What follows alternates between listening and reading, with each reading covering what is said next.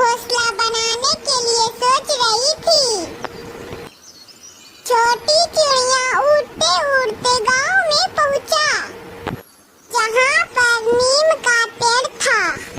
नीम का पेड़ छोटी चिड़िया से बोली, आओ मेरे टहनी पर घोंसला बनाओ। मेरे टहनी पर कोई भी घोंसला नहीं बनाता है।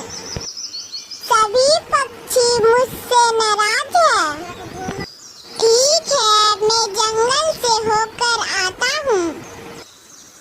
इतना कहकर छोटी चिड़िया उड़ते उड़ते जंगल जाने लगी।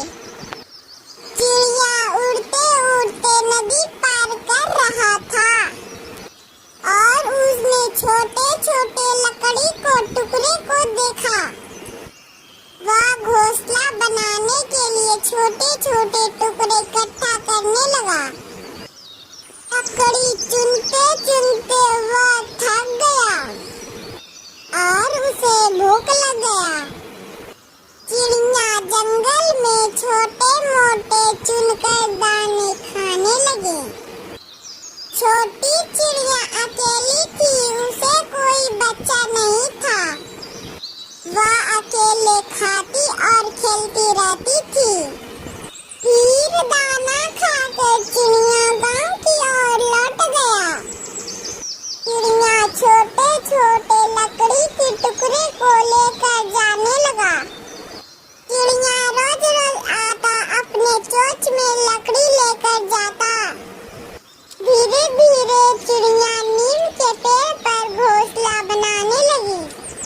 बहुत मेहनत के बाद चिड़िया का घोंसला बनकर तैयार हो गया।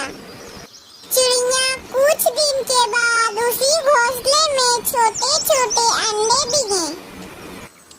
चिड़िया और नीम का पेड़ रात भर एक दूसरे का खिस्सा सुनाता। शाम हो रही थी, अचानक आंधी तूफान आया। साथ साथ वर्षा भी बहुत तेज होने लगा। गांव में सभी घर उजड़ गए। पेड़ और सभी पक्षियों का घर टूट गए। नीम के पेड़ ने चिड़िया के अंडे को अपने टहनियों में फंसा लिया और आंधी तूफान से बचा लिया। चिड़िया आई और नीम के पेड़ से बोली, आज आपने मेरे अंडे को बचाया है।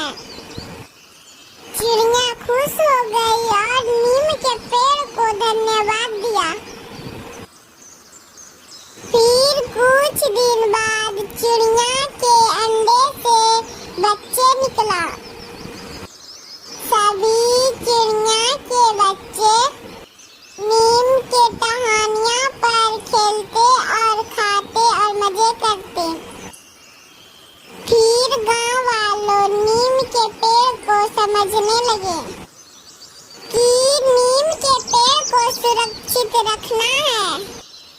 हम लोगों को बहुत सहायता करता है। फिर गांव वालों और चिड़िया खुशी खुशी रहने लगे।